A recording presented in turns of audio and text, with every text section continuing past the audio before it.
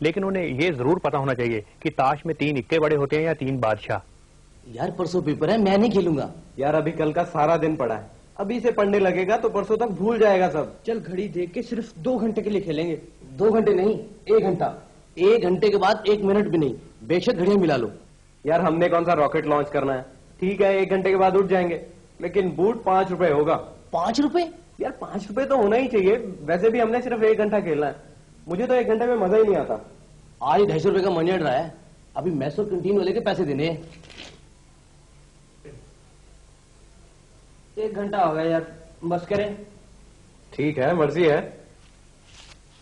मैं तो 200 रुपए हार गया, 50 रह गए सिर्फ। 100 रुपया तो अभी कैंटीन वाले को देना है। चल जीत कर बराबर कर देना कल। कल कहाँ टाइम मिलेगा यार, 1 घंटा और ना खेलने। भाई 1 घंटे में क्या मजा आएगा? कम से कम 2 घंटे तो होने चाहिए। नहीं यार मैं तो 3 घंटे से कम नहीं खेल सकता, मुझे मजा ही नहीं आता। चल यार जितनी देर मर्जी खेल लेना, पत्ते तो बांट। ठीक है, अब टाइम का कोई चक्कर नहीं है। लेकिन चौकीदार को तो बोल दे। वो क्या? बस इम्तिहान से आधा घंटा पहले याद करा दे। जिस लड़के को शुरू से ही लॉटरी का चस्का हो, शर्त लगाने का शौक हो, बड़ा होकर एक अच्छा जुआरी बन सकता है। इसी तरह एक लड़के को शर्त लगाने की बहुत आदत थी। एक दिन क्लास में बैठा अपने मास्टर जी की दाढ़ी को घूर रहा था। मास्टर जी ने कहा क्यों बे क्या बात है? लड़के ने कहा सर आपकी दाढ़ी नकली है। मास्टर ने कहा नहीं। लड़के ने कहा सर हो ना हो आपकी दाढ़ी है नकली। मास्टर जी ने कहा मैं कह रहा हूँ असली है। लड़के ने कहा ये शर्त हो जाए 100 रुपए की। मास्टर जी ने कहा ठीक है। लड़के ने दाढ़ी पकड़कर देखी, खैर दाढ़ी असली थी, शर्त हार गया। शाम को लड़के के पिताजी मास्टर जी से बाई चांस मिले और पूछने लगे मेरे बेटे ने आपसे कोई शर्त तो नहीं लगाई? वो बोले हाँ लगाई थी, उसने 100 रुपए की शर्त लगाई थी और हार गया, और मुझे उम्मीद है कि उसे ऐसा सबक मिला है कि आगे से कभी शर्त नहीं लगाएगा। पिताजी बोले हो उसने मेरे से भी शर्त लगाई थी 200 रुपए की और वो जीत गया। बोले वो क्यों? जी वो कह रहा था कि सारी क्लास के सामने मास्टर जी की दाढ़ी पकड़ सकता है।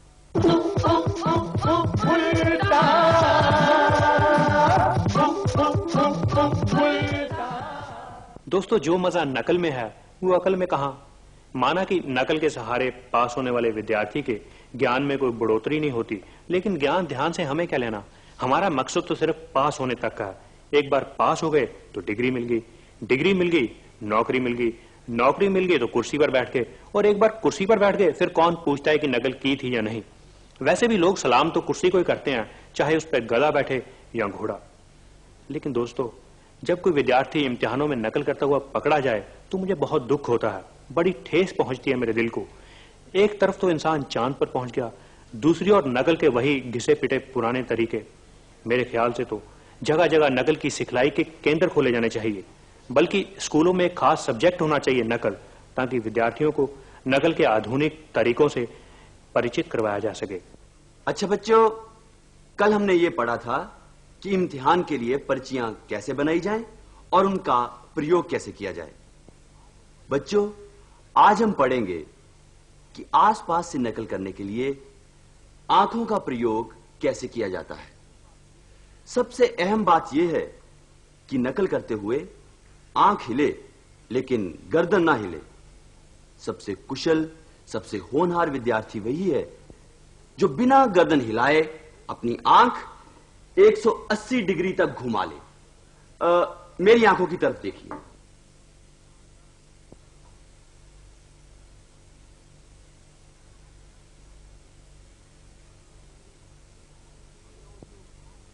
अबे ओ उल्लू, ध्यान से देख ले इधर, फिर नकल करता पकड़ा गया तो कहेगा मास्टर जी ने अच्छी तरह से पढ़ाया नहीं। हाँ समझे?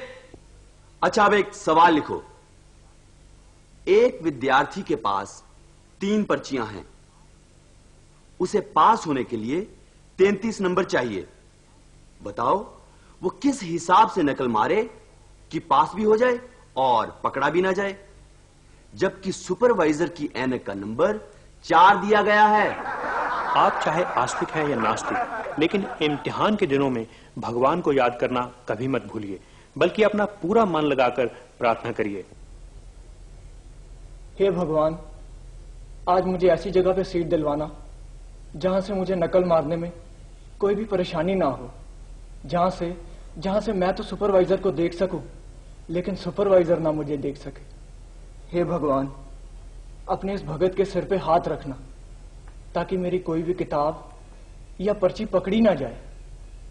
क्योंकि एग्जामिनेशन हॉल में अगर आपकी सीट ही किसी निकम्मी जगह पे है तो नकल आप खाक करेंगे। एक विद्यार्थी ने जब अपना रिजल्ट कार्ड अपने पिताजी को दिखाया तो वो बरस पड़े, तुम्हें शर्म आनी चाहिए, इतने कम नंबर लिए हैं तूने, क्या हो गया था तुम्हारे दिमाग को?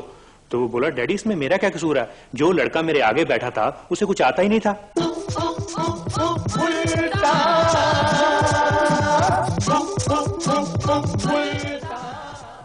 चाहे कोई इंटरव्यू या इम्तिहान कितना भी आसान हो, चाहे उसे पास करने के लिए सिर्फ 2 दिन पढ़ने की जरूरत हो, लेकिन आपकी शान पढ़ने में नहीं बल्कि किसी ऐसे वीआईपी से टेलीफोन करवाने में है जिसकी बात सिलेक्शन बोर्ड का चेयरमैन टाल ना सके। मान ले कल आपके बेटे की इंटरव्यू है तो आपका फर्ज है कि आप कश्मीर से लेकर कन्याकुमारी तक कोना कोना छान मारे। मुझे यकीन है कि आपको कोई ना कोई ऐसा कॉमन लिंक जरूर मिलेगा जो आपको भी जानता हो, सिलेक्शन बोर्ड के चेयरमैन को भी। और ऐसा कौन सा कॉमन लिंक हो सकता है जो हमें भी जानता हो और मिगलानी को भी? डैडी मैंने पता लगाया है। अच्छा, जो आदमी मिस्टर मिगलानी के घर दूध देता है ना, वही अपने वर्मा अंकल के घर भी दूध देता है। सुन लो, कर लो बात। इस बेवकूफ को सारी उम्र सिफारिश चुननी नहीं आ सकती। तो भला इसमें इसका क्या कसूर है? अभी बच्चा है, धीरे धीरे सीख जाएगा। ठीक है, आ गया। हेलो, पता चला? Very good. हाँ यार, आइडिया तो बुरा नहीं है। अच्छा, रहते कहाँ हैं? हरिद्वार। That's good. ठीक है, मैं आज रात को ही निकलता हूँ। वापिस आके तुझे मिलता हूँ ना यार। Thank you very much. अरे इतनी जबरदस्त सिफारिश मिली है कि मिगलानी तो क्या, उसका बाप भी उसके पांव चूमता है। अच्छा, Yes. कौन है ये आदमी? देखो बाबा, वक्त बहुत कम है, तुम ऐसा करो, मेरा और रमेश का सामान पैक कर दो, हमें आज रात की गाड़ी पकड़नी है। कहाँ की? अरे बाबा, दिल्ली की, वहां से हरिद्वार जाना है। लेकिन वहाँ है कौन? हाँ, एक साधु जी हैं, उनसे टेलीफोन करवाना है। क्या ये साधु सिलेक्शन बोर्ड के चेयरमैन है? अरे वो तो चेयरमैन का भी बाप है, बाप। क्या मतलब? यस, वो साधु मिगलानी का धार्मिक गुरु है। जैसे आजकल एक पोस्ट के लिए हजार कैंडिडेट होते हैं और हर कैंडिडेट की 100 सिफारिशें होती हैं, मेरे ख्याल से सिफारिशों के नाप तोल के लिए भी एक स्पेशल कंप्यूटर होना चाहिए। सर, सबसे बड़ी फैसिलिटी ये है कि इसे आप डायरेक्ट टेलीफोन लाइन के साथ कनेक्ट कर सकते हैं। मेरा कहने का ये मतलब है कि जो सिफारिशें टेलीफोन पर आती हैं वो ऑटोमेटिकली इसमें फीड होती चली जाएंगी। इससे सिलेक्शन बोर्ड का काम काफी आसान हो जाता है। ऑफ कोर्स, क्योंकि सर मैनुअली तो आजकल आप इतनी सिफारिशें इवेल्युएट कर ही नहीं सकते। Just need a computer. इसमें कोई हेराफेरी का चांस तो नहीं? हेराफेरी? सर मैं समझा नहीं। मतलब ये कि ये कैंडिडेट के नंबर, एबिलिटी और क्वालिफिकेशन तो नहीं काउंट कर लेगा? कैसी बात कर रहे हैं सर, ये कंप्यूटर तो सिफारिश देखता है, जस्ट सिफारिश। बल्कि मेरे ख्याल से और देवी देवताओं की तरह सिफारिश का भी कोई ना कोई देवता होना चाहिए। और मुझे यकीन है आज के जमाने में अगर कोई ऐसा सिफारिश देवता निकला है, लोग सब देवी देवताओं को छोड़कर उसके पीछे उड़ेंगे, सबसे ज्यादा उसी की पूजा होगी। सिफारिश सिफारिश सिफारिश सिफारिश सिफारिश सिफारिश सिफारिश सिफारिश। सिफारिश देवता, हम तुम्हारी भक्ति से अति प्रसन्न हुए बालक, मांगो क्या वरदान मांगते हो। सिफारिश देवता, अगले हफ्ते मेरी लेक्चरर की पोस्ट के लिए इंटरव्यू है। अगर आप वाइस चांसलर साहब को फोन कर दें तो आपकी बड़ी मेहरबानी होगी। तुमने तो हमें धर्म संकट में डाल दिया वत्स। क्यों सिफारिश देवता, आपकी यहाँ एसटीडी काम नहीं करती? नहीं, वो बात नहीं है, फिर भी ये कार्य असंभव है। लेकिन क्यों? क्योंकि इसी पोस्ट के लिए वीसी साहब की अपनी लड़की ने भी अप्लाई किया है। कहाँ गया?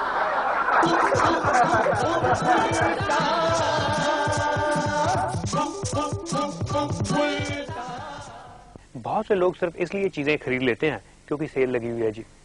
कीमतों पे चाहे 50% छूट हो या 5, चीज चाहे काम की हो या ना, बुद्धिमान ग्राहक वही माना जाता है जो ऐसा मौका हाथ से जाने ना दे।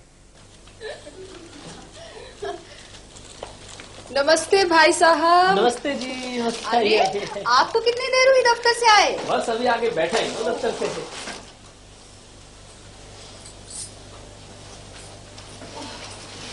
वहीं पर आप लोग कहाँ से आ रहे? इतनी सारी शॉपिंग करके? शीला ने मुझे सुबह बताया कि रजौरी गार्डन में भारी सेल लगी है, तो मैंने सोचा मैं भी साथ हुआ। भाई लेकिन अभी परसों ही तो वो क्या कहते हैं, तुम मोतीबाग से शॉपिंग करके आई थी। ओफो, वहाँ तो सिर्फ 20% ऑफ था, यहाँ तो कई चीजों पर 30, 40, 50% तक छूट थी। ये तो शीला की मेहरबानी है जो मुझे बता दिया। अच्छा। हाँ, ये देखिए मैं आपके लिए जूते लेकर आई हूँ। जूते? हाँ, सिर्फ 280 रुपए में, असली कीमत 400 रुपए। भाई पर ये तो 9 नंबर का जूता है और तुम्हें मालूम है मैं 8 नंबर का जूता पहनता हूँ।